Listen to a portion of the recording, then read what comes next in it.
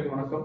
NEET தொடர்பாக அதனுடைய பல்வேறு முறைகேடுகள் தொடர்பாக இன்றைய தினம் நம்மோடு உரையாடுவதற்காக இணைந்திருக்கிறார் கல்வியாளர் பிரின்ஸ் கஜேந்திர பாபு அவர்கள். வணக்கம். ஒவ்வொரு ஆண்டும் நீட் தேர்வுகள் வரும்போது பல்வேறு சர்ச்சைகள் அப்படிங்கிறது கிளம்புது. இந்த ஆண்டு வட மாநிலங்களிலிருந்தும் கூட நீட்டுக்கு எதிரான குரல்கள் என்பது ஒலிக்க ஆரம்பிச்சிருக்குது. நேற்றைய தினம் சமாஜ்வாதியினுடைய தலைவராக இருக்கக்கூடிய அகிலேஷ் யாதவ் அவரும் நீட்டை ரத்து பண்ணணும் அப்படின்னு அப்படி ஒரு கோரிக்கையை முன் வச்சிருக்கிறாரு. இந்த ஆண்டு ஏன் இவ்வளவு குரல்கள் எழுது? நீங்க இதனுடைய பின்னணி எப்படி பாக்குறீங்க? நீட் என்று அறிமுகப்படுத்தப்பட்டதோ அன்றையிலிருந்தே இந்த குளறுபடிகளும் தொடங்கின. நீட்டே ஒரு குளறுபடி தான், ஒரு முறைகேடு தான். அது ஒரு நியாயமான கற்றல் செயல்பாட்டுக்கு எதிரான, கற்றல் செயல்பாட்டில் ஈடுபட்ட குழந்தைகள் நியாயமாக உயர்கல்விக்கு போகக்கூடிய வாய்ப்பை தட்டி பறிக்கக்கூடிய ஒரு சந்தையின் சூழ்ச்சியாக, வணிகத்தின் சூதாட்டமாகத்தான் நீட் அமைந்திருந்தது. இதை தொடக்கத்திலிருந்தே நாம் உணர்ந்தோம். அதனாலதான் தொடக்கத்திலிருந்தே இது தவறான ஒரு நடைமுறை, இது பள்ளி கல்வியை செல்லா காசாக்கிறோம் அப்படின்னு சொன்னோம். முதல் ஆண்டு முதல் நீட் என்றைக்கு நடைமுறைக்கு வந்ததோ, நடைமுறைக்கு வந்த முதல் ஆண்டு முதல் 2017 அந்த ஆண்டு முதல் ஒவ்வொரு ஆண்டும் விதவிதமான முறைகேடுகளை நம்ம பார்த்துட்டு இருக்கோம். இப்போ அந்த முறைகேடுகளை மாணவர்கள் தரப்பிலிருந்து, தேர்வர்கள் தரப்பிலிருந்து செய்யப்பட்டதாக இப்படிதான் குற்றச்சாட்டுகள் எழுந்தது. அதனால் தமிழ்நாடு அரசை பொறுத்த வரைக்கும் தன்னுடைய இடங்களை கூட அது இழக்க வேண்டியதாச்சு. ஏனென்றால் 2ஆம் ஆண்டு படிக்கும் பொழுதுதான் ஒரு முறைகேடை கண்டுபிடிக்கிறாங்க. அந்த மாணவர் இடைநீக்கம் செய்யப்படுகிறார். அப்படி என்றால் அந்த மாணவருடைய இடம் காலியான இடமாக போகிறது. எனவே அந்த 5 ஆண்டில் படித்து வந்திருக்க வேண்டிய ஒரு மாணவருக்கு உண்டான இடம் அந்த இடத்துல தட்டி பறிக்கப்பட்டது. ஆக இது ஒரு அரசுடைய இடத்துக்கு ஏற்பட்ட இழப்பாக தான் நம்ம பார்த்தோம். அந்த வழக்குல எல்லாம் இது வரைக்கும் கூட இன்னும் தீர்ப்பு வந்ததாக, முழுமையான தண்டனை கிடைத்ததாக நமக்கு இது வரைக்கும் எந்த தகவலும் கிடையாது. இந்த ஆண்டு என்ன நடந்திருக்குன்னு கேட்டா, நேஷனல் டெஸ்டிங் ஏஜென்சின்னு சொல்லப்படுற அந்த தேர்வு முகமை, தேசிய தேர்வு முகமை, அவர்களே நேரடியாக முறைகேட்டில் ஈடுபட்டிருக்கிறார்கள், விதி மீறலில் ஈடுபட்டிருக்கிறார்கள் அப்படின்றதுதான் இந்த ஆண்டு நடந்திருக்கக்கூடிய இது. நீட் முறைகேடுகள்ல இது உச்சம், இந்த ஆண்டை பொறுத்த வரைக்கும் உச்சம். இதை தொடர அனுமதித்தால் அடுத்த ஆண்டு எந்த உச்சத்துக்கு போகும் நமக்கு தெரியாது.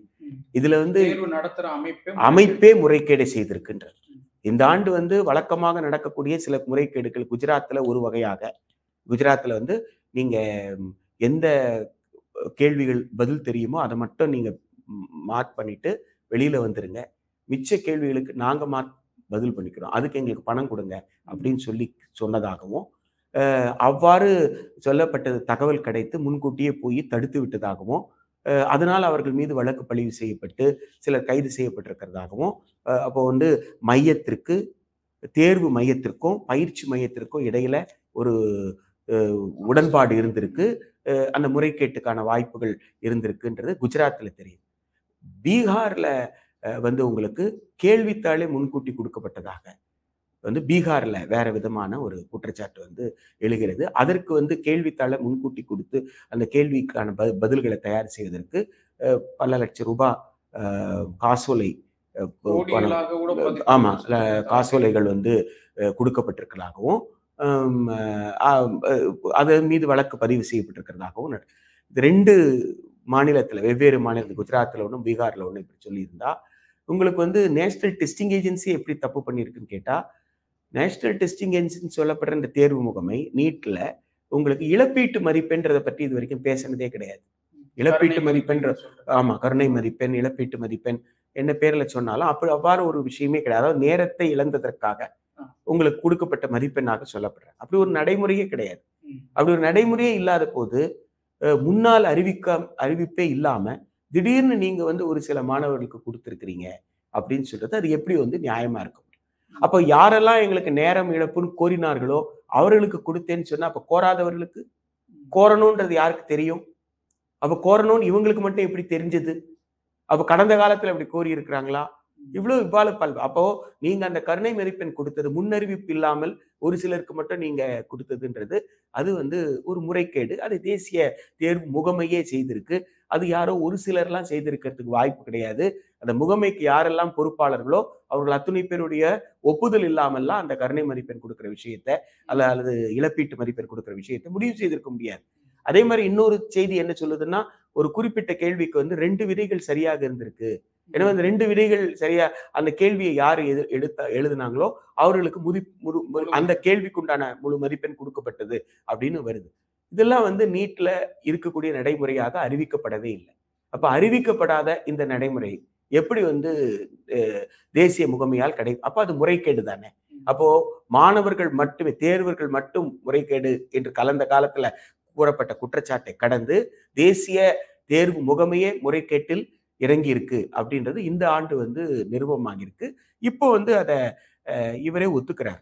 முதல்ல வந்து தேசிய ஒன்றிய கல்வி அமைச்சர் பிரதானே வந்து தர்மேந்திர பிரதானே வந்து ஒப்புக்கொள்கிறார். முதல்ல அவர் என்ன சொன்னாருன்னா, தேசிய முகமையில தேர்வு முகமையில குற்றம் இழைப்பதற்கு வாய்ப்பே இல்லைன்னு சொன்னார். அப்ப குற்றம் இழைப்பதற்கு ஒரு வாய்ப்பே இல்லாத ஒரு அமைப்பு உலகத்துல எங்கேயாவது இருக்கா அப்படின்ற கேள்வி எல்லாம் வந்து இவ்வாறு அவர் வந்து தேசிய தேர்வு முகமையை காப்பாற்ற வேண்டிய அவசியம் எங்கே இருந்து எழுந்ததுன்ற கேள்வி எல்லாம் எழுந்த பிறகு இன்றைக்கு அவர் என்ன ஒப்புக்கொள்கிறார்னா, ஆமா சில தவறு நடந்திருக்குன்றது உண்மைதான்.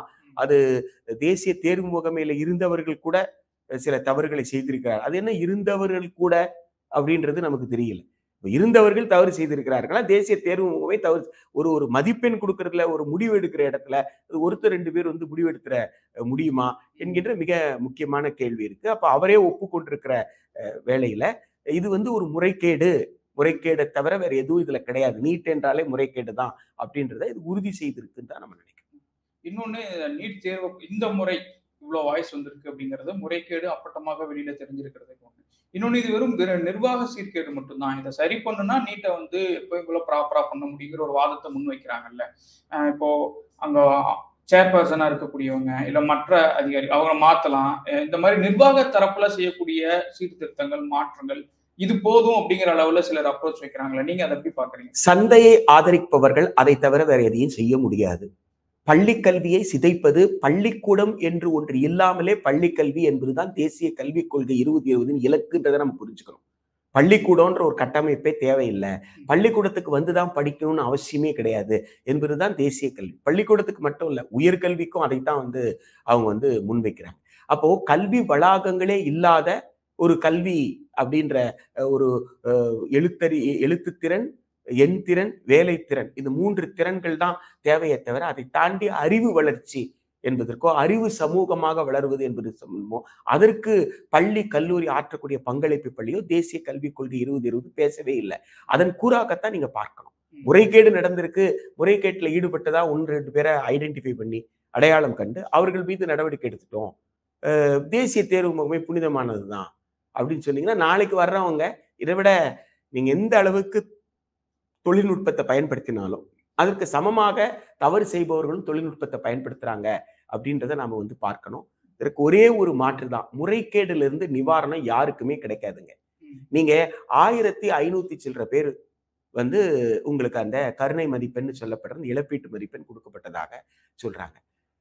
உங்களுக்கு இந்த கருணை மதிப்பெண் அல்லது இழப்பீட்டு மதிப்பெண்ணை நாங்க திரும்ப பெற்றுவிட்டோம், அதை ரத்து செஞ்சிட்டோம், இனிமேல் அவங்க எடுத்ததுதான் மதிப்பெண்ணு சொன்ன உடனே 67 பேர் 720 வாங்கினவங்கல கிட்டத்தட்ட 50 பேர் அந்த 720க்கு 720ன்ற அந்த எண் மதிப்பெண்ணை பெறலன்னு தெரிய வருது. அப்போ ஹையஸ்ட் ஸ்கோரிங் ஸ்டூடெண்ட்டுக்கு இழப்பீட்டு கொடுத்துருக்கிறீங்களே, எப்படி கொடுத்தீங்க? அப்போ யாரோ ஒரு ஹையஸ்ட் ஸ்கோரிங் ஸ்டூடெண்ட்டை காப்பாத்துறதுக்காக அல்லது அவருக்கு உதவுறதுக்காக அவர் நினைத்த மருத்துவக் கல்லூரியில் போய் சேருவதற்கு ஒரு வாய்ப்பை உருவாக்குவதற்காக இந்த முறைகேடு நடைபெற்றதா அப்படின்றத நம்ம முன்னாடி இருக்கிற மிக முக்கியமான கேள்வி. நீட்டு நடைமுறையிலேயே என்றைக்கு அவங்க பர்சன்டைல் அப்படின்னு சொல்ற ஒரு விஷயத்துக்குள்ள கொண்டு வந்தாங்களோ அப்போ போன வருஷம் 137, இந்த வருஷம் வந்து 164 நினைக்கிறேன். அதுல இருந்து 720 வரைக்கும் இருக்கிறவங்கள 50வது பர்சன்டைல்ல நீங்க வந்து வைக்கிறீங்க அப்படின்னா குறைந்தபட்சம் 164 இருக்கிறவனையும் அதிகப்படியா இருக்கிற 720 இருக்கிறவரையும் ஒரே பர்சன்டைல்ல வைக்கும் பொழுது பணம் இருக்கிறவங்க போய் சேர முடியும். அப்போ 500 மார்க் 550 மார்க் எடுத்தவங்க கூட எதுக்கு 500 மார்க் 550 மார்க்லாம் நம்ம போகணும்? நீங்க பிரிண்ட் அப்படின்னு சொல்ற ஒரு இணையதள பத்திரிகையில ஒரு மாணவியினுடைய பெயர் குறிப்பிட்ட அந்த மதிப்பெண்லாம் கடந்த ஆண்டு 2 ஆண்டு பயிற்சி எடுத்துக்கிட்டவங்க, அவங்க 2 ஆண்டு பயிற்சி எடுத்துக்கிட்டு நீட்டுக்காக பயிற்சி எடுத்துக்கிட்டு அவங்க 610 மார்க் எடுக்கிறாங்க. அப்போ கடந்த ஆண்டு 610 மார்க் எடுத்தவங்க அந்த ஸ்கோரை இம்ப்ரூவ் பண்றதுக்கு இந்த வாட்டி எழுதியிருக்காங்க. இந்த வாட்டி 650 தாண்டுறாங்க அவங்க. இப்போ கடந்த ஆண்டு 610 வாங்கி அவர்கள் மருத்துவ மாணவர் சேர்க்கைக்கு போக முடியலன்னா, அப்ப கடந்த ஆண்டு சேர்ந்தவர்கள் அத்துணை பேருமே 610க்கு மேல எடுத்தவங்களா? இல்ல. அப்போ 610க்கு கீழே எடுத்தா கூட பணம் இருந்தா சேரலாம். அப்போ பணம் இருந்தால் மருத்துவக் கல்லூரி சேரலாம் என்ற நிலையை மாற்றுவதற்கு தானே நீட்டை நடைமுறைப்படுத்துறதா நீங்க சொன்னீங்க. அதற்கு நேர் விரோதமாக தானே கடந்த ஆண்டு நடந்துட்டு இருக்கு. கடந்த ஆண்டு வரை நடந்துட்டு இருந்திருக்கு. அப்ப இந்த ஆண்டு அந்த மாணவி என்ன சொல்றாங்க, நான் மே மாதம் அந்த 5ஆம் தேதி தேர்வு எழுதும் பொழுது நான் ரொம்ப மகிழ்ச்சியா இருந்தேன். என் புத்தகத்தை எல்லாம் மூட்டை கட்டி வைத்து விட்டேன். இனி இந்த பயிற்சிக்கு எனக்கு தேவையில்லைன்னு மூட்டை கட்டி வச்சுட்டேன். ஆனா ஜூன் மாதம் 4ஆம் தேதி மீண்டும் அந்த புத்தக கட்டையெல்லாம் திறக்க ஆரம்பித்து விட்டேன்றாங்க. ஏன்னு கேட்டா, இந்த வாட்டி 650க்கு மேல எடுத்து கூட தனக்கு மருத்துவமான சேர்க்கை கிடைப்பதற்கு வாய்ப்பில்ல. ஏனென்றால் 700க்கு மேல எடுத்தவங்களே பல்லாயிரக்கணக்கில் இருக்கிறாங்க. அதனால நான் நினைக்கக்கூடிய அரசு மருத்துவக் கல்லூரியில எனக்கு இடம் கிடைக்காது அப்படின்னு சொல்லி சொல்றாங்க. ஆக இது எதை நமக்கு நிரூபிக்குதுன்னு கேட்டா, இது ஒரு சிலர் செய்யற தவறோ, இல்ல நிர்வாகத்துல நீட் நடத்துற அந்த தேசிய முகமையில இருக்கிற நிர்வாக சீர்கேடு அல்ல. தேசிய தேர்வு முகமைன்னு சொல்ற அமைப்பு கல்வியல் அமைப்பே கிடையாது. பல்கலைக்கழகம் என்பது ஒரு கல்வியல் அமைப்பு. மாநிலத்திலையும் சரி, ஒன்றியிலையும் சரி, உங்களுக்கு இடைநிலை கல்வி வாரியம்னு இருக்கு. மத்திய இடைநிலை சிபிஎஸ்இ இருக்கு. அதே மாதிரி மாநில மேல்நிலை பள்ளி கல்வி வாரியம்னு இருக்கு. இது ஒரு கல்வியல் அமைப்பு. காரணம் என்னன்னா, கல்வியல் பயிற்சி பெற்ற, அனுபவம் பெற்ற பாடத்திட்டத்தை உருவாக்குறவர்கள் அதுல இருக்கிறாங்க. அவங்க தான் மதிப்பீட்டு முறையை பற்றி பேசுறாங்க. அவங்க மதிப்பிடுறாங்க ஒரு மாணவரை. ஆனா இங்க தேர்வு முகமையில அப்படி எந்த விதமான கட்டமைப்பும் அவர்கள்கிட்ட கிடையாது. அவர்கள் எல்லாவற்றையுமே வெளியில கொடுத்துதான் பண்றாங்க. அவுட் சோர்ஸ் பண்ணி தான் எல்லாவற்றையும் பண்றாங்க. அப்போ நிரந்தரமான அரசு ஊழியர்களே அங்க கிடையாது. அது கல்வியாளர்கள்ல அரசு நியமித்த கல்வியாளர்களாக, தேர்ச்சி பெற்ற கல்வியாளர்களாக, அரசால் இந்த தகுதி எல்லாம் இருக்கணும் இந்த பாடத்தை நடத்துறதுக்குன்னு சொல்லப்படுற அந்த கல்வியல் தகுதி இருக்கிறவர்களா என்பதை பற்றி எல்லாம் நமக்கு எதுவுமே தெரியாது. இன்னும் பத்திரிகை செய்திகள் என்னென்ன இதெல்லாம் மறுக்கல. தேசிய தேர்வு முகமை மறுத்து இருக்கணும்ல. இது வரைக்கும் அதை மறுக்க கூட இல்லை. என்ன சொல்றாங்க, வெளிநாட்டுல இருந்து கூட அவுட் சோர்ஸ் பண்ணி இந்த OMR ஷீட் தயார் பண்றதுல இருந்து, கேள்வித்தாள் தயார் பண்றதுல இருந்து, விடைகளை திருத்துவதிலிருந்து இருந்து வெளிநாட்டு ஏஜென்சி கூட அவுட் சோர்ஸ் பண்றாங்கன்ற குற்றச்சாட்டு கூட எழுகிறது. ஆக எந்த விதமான கட்டமைப்பும் இல்லாம ஒரு 50 கோடி ரூபாய் அரசு முதலீடாக கொடுத்ததை தவிர, அதற்கப்புறம் தானே சொந்தமாக நிதியை உருவாக்கி கொள்ளக்கூடிய, சுயநிதியாக இயங்கக்கூடிய ஒரு ஏஜென்சி தான். இந்த ஏஜென்சி பல்கலைக்கழகம் செய்யற பணியை செய்ய முடியாது. பள்ளிக்கூடம் செய்யற பணியை செய்ய முடியாது. எனவே இது சந்தைக்கு மட்டும்தான் உதவ முடியும். பயிற்சி மையத்திற்கு போவதற்கு நீங்கள் கட்டாயப்படுத்துறீங்க. காரணம் என்னன்னா, மல்டிபிள் சாய்ஸ் கொஸ்டின். ஒரு குறிப்பிட்ட நேரத்திற்குள்ள நான் எழுதணும் அப்படின்னு சொல்றது. சோ இந்த ரெண்டும் தான் உங்களுக்கு ஒரு மிகப்பெரிய நெருக்கடியை கொடுக்கும். இப்ப 1500 பேருக்கு நீங்க சொல்றீங்களே, அப்ப 24 லட்சம் பேர், அப்ப 24 லட்சம் பேருக்கு எத்தனை பேருக்கு நேரம் இழப்புன்றது உங்களால சொல்ல முடியுமா?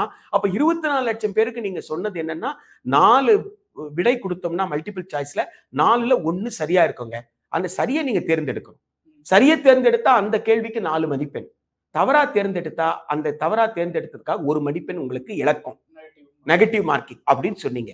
அப்போ நேரம், குறிப்பிட்ட நேரத்துல நான் விடை எழுதணும். 2வது இந்த மல்டிபிள் சாய்ஸ் கொஸ்டின். 3வது நான் நெகட்டிவ் மார்க்கா தவிர்க்கணும்னு சொன்னா, இது 3க்காக தான் நான் பயிற்சி மையத்தை நோக்கி நான் தள்ளப்பட்டேன்.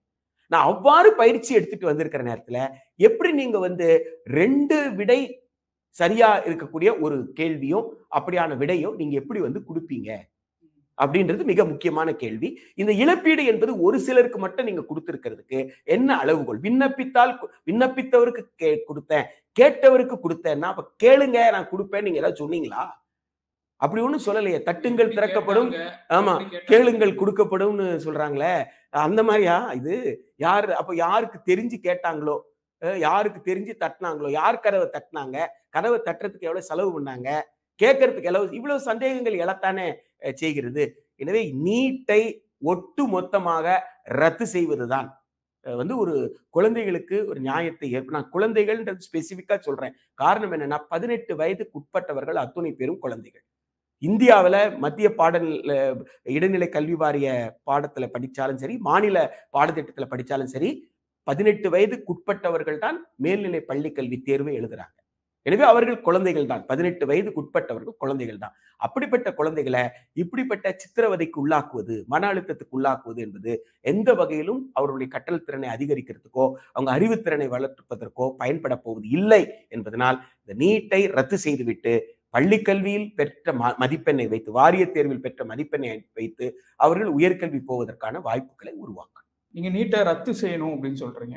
இன்னொரு பக்கம் வந்து பாடத்திட்டம் சரியில்லை, அதே மாதிரி தகுதி வேணும், திறமை வேணும், நல்ல மருத்துவர்கள் வரணும் அப்படின்னு தொடர்ச்சியா தகுதி திறமைங்கிற வார்த்தைகளை பயன்படுத்தி பேசிக்கிட்டே இருக்கிறாங்க.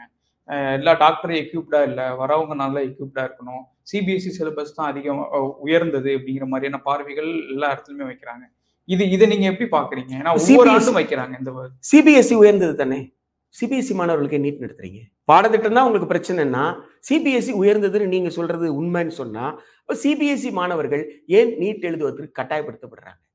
இன்னைக்கு லட்சக்கணக்கான பணத்தை இழந்து தவிக்கின்ற பெற்றோர்களில் பெரும்பகுதி யாருன்னு கேட்டீங்கன்னா சிபிஎஸ்இன்னு சொல்லக்கூடிய மத்திய இடைநிலை கல்வி வாரியத்துல படிக்கிற மாணவர்கள்.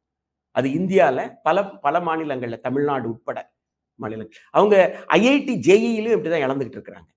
ஐஐடி ஜேஇல 2 தேர்வு எழுத வேண்டிய அவசியம் இருக்கு. உங்களுக்கு மெயின் ஒன்று இருக்கு, அட்வான்ஸ் ஒன்று இருக்கு. ரெண்டையும் கிளியர் பண்ணதுக்கு அப்புறம் தான் நீங்க ஐஐடிக்குள்ள நீங்க கால் வைக்க முடியும்ன்ற சூழல். அதற்கு அவர்கள் செலவு பண்ற பணம்ன்றது சாதாரண பணம் கிடையாது.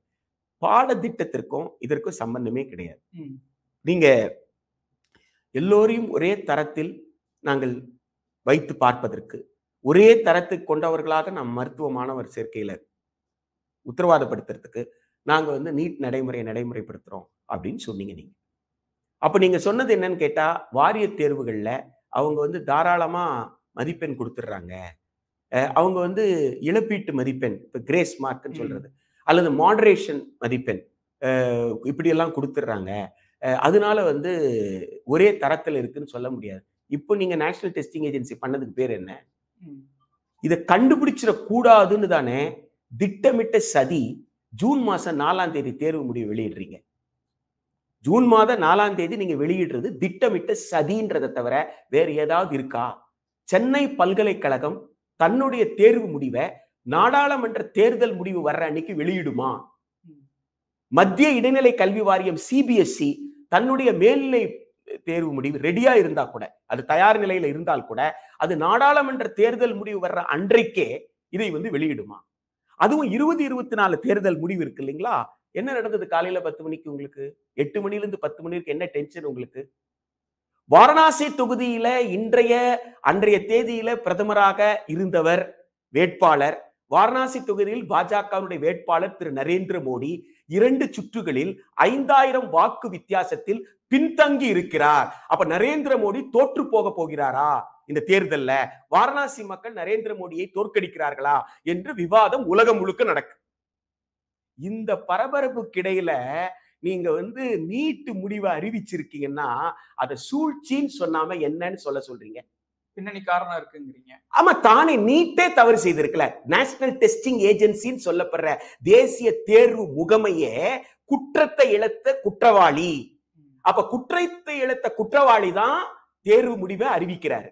எனவே தன் குற்றத்தை பற்றி மக்கள் விவாதத்திற்கு எடுத்துக்கொள்ளக் கூடாதுன்னு சொல்லி நாடாளுமன்ற தேர்தல் முடிவு வெளிவரக்கூடிய அந்த நேரத்தை வந்து அவர் தேர்ந்தெடுக்கிறார். மக்களுடைய கவனத்தை வந்து நாடாளுமன்ற தேர்தல் இருக்கும், யாரும் கவனிக்க மாட்டாங்க அப்படின்றதுதான் அவங்களுடைய சூழ்ச்சி. ஆனா அந்த சூழ்ச்சி பழிக்கல.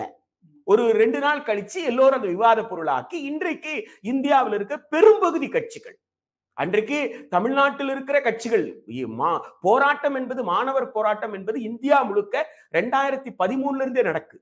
நீங்க தமிழ்நாட்டுல மட்டும் நடக்கல. நீட்டுக்கு எதிரான போராட்டம் இந்தியா முழுக்க, அது சத்தீஸ்கர்ல நடந்திருக்கு, குஜராத்ல நடந்திருக்கு, எல்லா இடத்துலயும் நடந்திருக்கு. உங்களுக்கு அன்றைய முதல்வராக இருந்த அசோக் கெலாட் அவர்கள் டம்மி ஸ்கூல்னு சொன்னாரே, உங்களுக்கு டம்மி ஸ்கூல் கான்செப்ட் சொன்னா அப்படின்னா என்ன அர்த்தம்? பள்ளிக்கூடத்துல போய் நீங்க சேர்றீங்க, ஆனா குழந்தை பள்ளிக்கூடத்துல படிக்கல, கோச்சிங் சென்டர்ல படிச்சிட்டு இருக்கு. அப்போ அதுக்கு பேர் தான் டம்மி ஸ்கூல். இங்க அட்டெண்டன்ஸ் விழுந்துரும், இங்க எக்ஸாம் எழுதுறதுக்கு மட்டும் வருவாரு, ஆனா கோச்சிங் யார் கொடுப்பாருன்னா கோச்சிங் சென்டர்ல இருக்கிறவர் கொடுப்பாரு. அப்படி சில பள்ளிக்கூடங்கள்ல வகுப்பே 2ஆ இருக்கு. நீட்டோட சேர்த்து பயாலஜி குரூப் எடுத்தவங்களுக்கு நீட் கோச்சிங் சென்டர்ல இருந்து வந்து கோச்சிங் கொடுக்குறாங்க. அந்த ஸ்கூல் டீச்சர்ஸ் வந்து பாடம் நடத்தல அப்படின்ற ஒரு குற்றச்சாட்டு இருக்கு. இப்படி பல வகையான முறைகேடுகள் பள்ளிக்கல்விக்குள்ளேயே கொண்டு வந்தது எதுன்னு கேட்டா இந்த நீட் நடைமுறை. எனவே இவர்கள் பாடத்திட்டம், இவர்கள் சொன்ன இந்த தாராளமா மதிப்பெண் கொடுக்குறாங்க, அதெல்லாம் வந்து ஒரு கட்டுக்கதை. அது அத்தனையும் வந்து பொய். ஒரு பொய்யை 100 முறை சொன்னால் அதை உண்மை ஆக்கிரலாம். உண்மையிலேயே விடைத்தாள் திருத்தும் பொழுது 25 மார்க் 30 மார்க் எடுத்தவனுக்கு அவன் 35 மார்க் எடுக்க வைக்கிறதுக்கு என்னெல்லாம் செய்ய முடியும்னு யோசிப்பாங்க. காரணம் என்னன்னு கேட்டா, ஒருவர் வந்து 1ஆம் வகுப்புல இருந்து 10ஆம் வகுப்பு வரையும் படிச்சிருக்கிறார். ஒன்னும் தெரியாமலாம் அவர் வந்திருக்கிறதுக்கு வாய்ப்பு கிடையாது. எனவே அன்றைக்கு கேள்வித்தாள் அன்றைக்கு எழுதுற நேரத்துல அவரு ஏதாவது ஒரு மன அழுத்தத்தில் இருந்திருக்கலாம், மறந்திருக்கலாம். எனவே அவருக்கு எந்த அடிப்படையில நாம வந்து ஒரு மதிப்பெண்ணை கொடுத்து அவரை குறைந்தபட்ச தேர்ச்சியை கொடுக்க முடியும்ன்றத யோசிப்பாங்க. இது கல்வியல் செயல்பாடு. கல்வியல் செயல்பாட்டில் மாணவர்களை பற்றிய மதிப்பீட்டின் அடிப்படையில அவருடைய பல்வேறு திறன் வளர்ச்சி எல்லாம் கருத்துல எடுத்துக்கிட்டு செய்யற ஒரு ஏற்பாடு. அதே போல மேல்நிலை பள்ளி கல்வியில கூட கேட்கப்பட்ட சில நேரங்கள்ல சில கேள்வித்தாள்கள் மிகவும் கடினமான கேள்வித்தாள்களாக இருந்திருக்கலாம். அப்போ எல்லா மாணவர்களாகவும் இந்த வகையான கேள்விகளை கேட்டால் எதிர்கொள்வது கடினமா இருந்திருக்கும். அதனால இத்தனை பேர் தேர்ச்சி பெறாமல் போயிட்டாங்க. எனவே அப்படி தேர்ச்சி பெறாமல் போனதுனால் அவர்களுக்கு ஒரு மாடரேஷன் மார்க், இப்படித்தான் வந்து மாடரேஷன் மார்க் மேக்சிமம் கொடுக்கறதா இருந்தா, அதுவும் எல்லா நேரத்திலையும் எல்லா வாரியமும் கொடுக்கறது இல்லை. இப்படி குறைந்தபட்ச மதிப்பெண் பெறாங்கல்ல, 35 மதிப்பெண் குறைந்தபட்ச மதிப்பெண் பெறாங்கல்ல, அவங்க எல்லாம் விண்ணப்பிக்க கூட முடியாது. எங்க உங்களுக்கு மருத்துவத்திற்கோ அல்லது பொறியியலுக்கோ விண்ணப்பிக்கிறது கூட வாய்ப்பில்லாதவர்களாக போயிடுவாங்க. அப்ப அவங்க வந்து அந்த குறைந்தபட்ச மதிப்பெண்ணை பெற்று எந்த பட்டப்படிப்பை படிக்க முடியுமோ, பட்டய படிப்பு படிக்க முடியுமோ, அல்லது வேலைக்கு போக முடியுமோ, அதுக்குதான் அவங்களுக்கு பயன்படும். அவங்கள தங்க வைக்காம அவங்களுக்கு எல்லா திறன்களும் இருக்குன்னு கருத்தில் எடுத்து அவங்களை தேர்ச்சி, இதுதான் மாடரேஷன். இதை ஒரு குற்றம்னு சொல்வது எப்படி? அதை பற்றி எப்படி நீங்க ஆராய்ச்சி பண்ணீங்க? எந்த ஆராய்ச்சியும் இல்லை. ஆனா இன்றைக்கு தேசிய தேர்வு முகமை பண்ணி இருக்கிறது வேலை என்ன? 720 எடுக்க வைப்பதற்காக கருணை மதிப்பெண் கொடுத்திருக்காங்க. குறைந்தபட்ச மதிப்பெண் அல்ல, அதிகப்படியான மதிப்பெண் பெறுவதற்கு இந்த கருணை மதிப்பெண் கொடுத்தா அவருக்கு ஃபுல் மார்க் கிடைச்சிடும். பாஸ் பண்றதுக்காக இல்ல, அவங்களுக்கு சீட்டு வேணும். ஆமா, அவர்களை காப்பாற்றி அவர்களை கொண்டு போயிட்டு அவர்கள் விரும்புற, ஏன்னா 720 யாரு எடுத்துட்டாங்களோ அவங்க விரும்புற கல்லூரியில சேர்க்க முடியும்ல, அவங்க டாப்பரா இருப்பாங்கல்ல. அப்ப விரும்புற கல்லூரியில போறதுக்கு உண்டான வாய்ப்பை கொடுக்கப்பட்டிருக்குன்னா அது யாருன்றதுதானே மிக முக்கியமா. நீங்க இப்ப 2 பேருமே குற்றவாளி இல்ல. மதிப்பெண்ணை கொடுத்த நேஷனல் டெஸ்டிகேஜ் தேர்வு முகமை குற்றவாளினா இதனால் பலன் பெற்றவன் யாரோ அவரும் வந்து ஒரு குற்றவாளியா தாங்க இருக்க முடியும். அப்ப இது ஒரு மிகப்பெரிய சூழ்ச்சி. எனவே இந்த சூழ்ச்சிகளை நிகழ்த்தி பெரும்பகுதி முதல் தலைமுறை மாணவர்கள் உயர்கல்விக்கு வரவிடாமல் தடுப்பதுதான் சந்தையினுடைய சூழ்ச்சி, வணிகத்தின் சூதாட்டம் நம்ம சொல்றோம். 2 முறை 3 முறை யாருங்க நீட்டுக்காக மீண்டும் மீண்டும் பயிற்சி எடுத்துக்கணும்னா அந்த அளவுக்கு நேரம் யார்கிட்ட இருக்குங்க? அந்த அளவுக்கு வந்து பணம் யார்கிட்ட இருக்கு? குடும்ப சூழல் யாருக்கு வந்து ஒத்து வரும்? இது அத்தனையும் சேர்ந்துட்டு தானே. அப்ப இயல்பான ஒரு மருத்துவத்தின் மீது ஆர்வமோ, இயல்பாக சேவை செய்யணும்னு நினைக்கிறவங்களும் இதுல இருந்து விலகிடுவாங்க.